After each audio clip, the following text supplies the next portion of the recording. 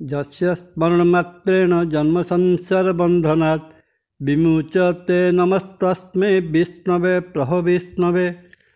ଯାହାର ସ୍ମରଣ ମାତ୍ରକେ ମନୁଷ୍ୟ ଜନ୍ମ ମୃତ୍ୟୁର ବନ୍ଧନରୁ ମୁକ୍ତ ହୋଇଯାଏ, ଯେ ଏ ସମଗ୍ର ବ୍ରହ୍ମାଣ୍ଡର ନିର୍ମାତା, ମୁଁ ସେହି ଭଗବାନ ବିଷ୍ଣୁକୁ ନମନ କରୁଛି। ଜୟ ଜଗନ୍ନାଥ। ନମସ୍କାର, ମୁଁ ତପନ ଆଷ୍ଟ୍ରୋଲୋଜିକୁ ଆପଣଙ୍କୁ ସ୍ୱାଗତ। ବିଷ୍ଣୁ ସହସ୍ରନାମ ସଂସାରର ପାଳନକର୍ତ୍ତା ଭଗବାନ ବିଷ୍ଣୁଙ୍କର 1000 ନାମ ଥିବା ଏକ ପ୍ରମୁଖ ସ୍ତୋତ୍ର ବା ମନ୍ତ୍ର। ସନାତନ ବା ହିନ୍ଦୁ ଧର୍ମରେ ପ୍ରଚଳିତ ସମସ୍ତ ସ୍ତୋତ୍ର ମଧ୍ୟରେ ଏହି ବିଷ୍ଣୁ ସହସ୍ରନାମ ସ୍ତୋତ୍ରର ମହିମା ଅଥବା ଗରିମା ସବୁଠାରୁ ଶ୍ରେଷ୍ଠ ବୋଲି ସମସ୍ତ ମୁନି ଋଷିଗଣ ତଥା ଦେବତାଙ୍କ ଠାରୁ ଆରମ୍ଭ କରି ସମସ୍ତ ପ୍ରାଣୀ ଜଗତ ଗ୍ରହଣ କରିଥାନ୍ତି। ଶ୍ରୀ ବିଷ୍ଣୁଙ୍କର ଏହି ପବିତ୍ର ସ୍ତୋତ୍ରର ପାଠରେ ବା ଶୁଣିବାରେ ମନୁଷ୍ୟ ସମସ୍ତ ପାପରୁ ମୁକ୍ତ ହୋଇଯାଏ। ନିୟମିତ ପଠନ ବା ଶ୍ରବଣରେ ଜୀବନରେ ଆସୁଥିବା ସମସ୍ତ ବାଧାବିଘ୍ନ ଦୂର ହୋଇଯାଇଥାଏ ଏବଂ ବ୍ୟକ୍ତି ତା ଜୀବନରେ ଯଶ, ଐଶ୍ୱର୍ଯ୍ୟ, ସୁଖ, ସମ୍ପନ୍ନତା ସହିତ ନିରୋଗ ଜୀବନ ଯାପନ କରିଥାଏ ଏବଂ ସମସ୍ତ ପ୍ରକାର ଦୁଃଖ, କଷ୍ଟ ଓ ଭୟରୁ ନିସ୍ତାର ପାଇଥାଏ।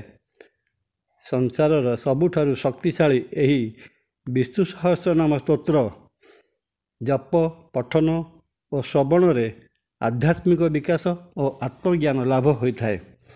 ଏହା ଏକମାତ୍ର ସ୍ତୋତ୍ର ଯିଏକି ମନୁଷ୍ୟକୁ ଚତୁବର୍ଗ ଫଳ ଯଥା ଧର୍ମ, ଅର୍ଥ, କାମ ଓ ମୋକ୍ଷ ପ୍ରଦାନ କରିବାରେ ସମର୍ଥ ହୋଇଥାଏ।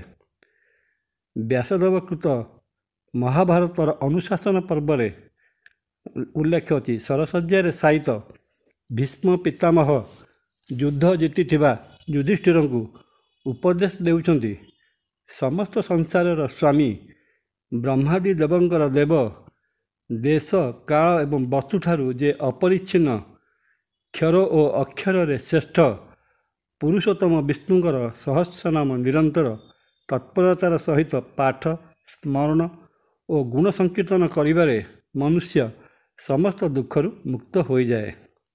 ସନାତନ ବା ହିନ୍ଦୁ ଧର୍ମକୁ ପୁନଃସଂସ୍ଥାପିତ କରିଥିବା ଆଦି ଶଙ୍କରାଚାର୍ଯ୍ୟଙ୍କର ପ୍ରତ୍ୟହ ବିଷ୍ଣୁ ସହସ୍ରନାମ ପଠନ ଅତି ପ୍ରିୟ ଥିଲା।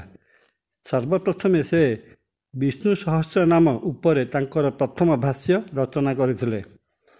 ବ୍ରହ୍ମସୂତ୍ର ଭାଷ୍ୟ ଶଙ୍କରାଚାର୍ଯ୍ୟଙ୍କର ଶେଷ ଭାଷ୍ୟ ଥିଲା। ଏହାପରେ ସେ କଲମ ବା ଲେଖନୀ ତ୍ୟାଗ କରିଦେଇଥିଲେ।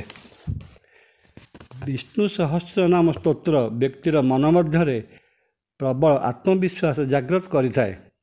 ସମସ୍ତ ବାଧାକୁ ଦୂର କରି ଲକ୍ଷ୍ୟ ସାଧନରେ ଇଚ୍ଛା ଶକ୍ତିକୁ କେନ୍ଦ୍ରିତ କରି ବ୍ୟକ୍ତିର ଇଚ୍ଛାକୁ ଅବିଳମ୍ବେ ପୂରଣ କରାଇଥାଏ। ଏକଦା କାଞ୍ଚି କାମକୋଟି ପୀଠର ଶଙ୍କରାଚାର୍ଯ୍ୟ ଭୟଙ୍କର ଜ୍ୱରରେ ପୀଡ଼ିତ ହୋଇଥିଲେ। ଶରୀରର ଉତ୍ତାପ 105 ଡିଗ୍ରୀ ହୋଇଯାଇଥିଲା।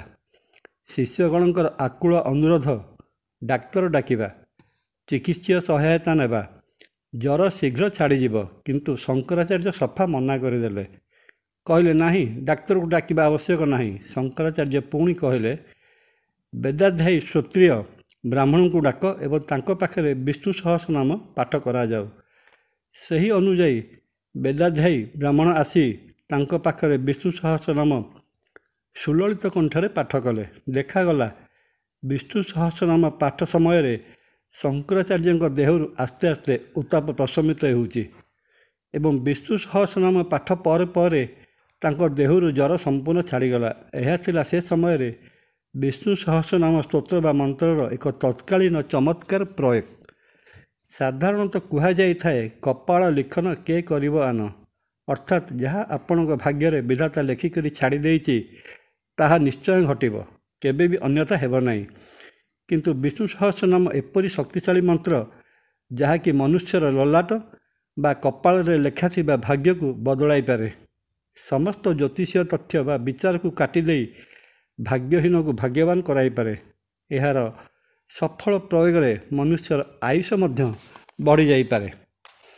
ଜ୍ୟୋତିଷ ଶାସ୍ତ୍ର ଅନୁଯାୟୀ ବିଷ୍ଣୁ ସହସ୍ରନାମ ସ୍ତୋତ୍ର ଏକମାତ୍ର ସ୍ତୋତ୍ର ବା ମନ୍ତ୍ର ଯାହାର ଶ୍ରବଣ ପଠନରେ ସମସ୍ତ ନବଗ୍ରହଙ୍କର ଦୋଷ ଖଣ୍ଡନ ହୋଇଥାଏ।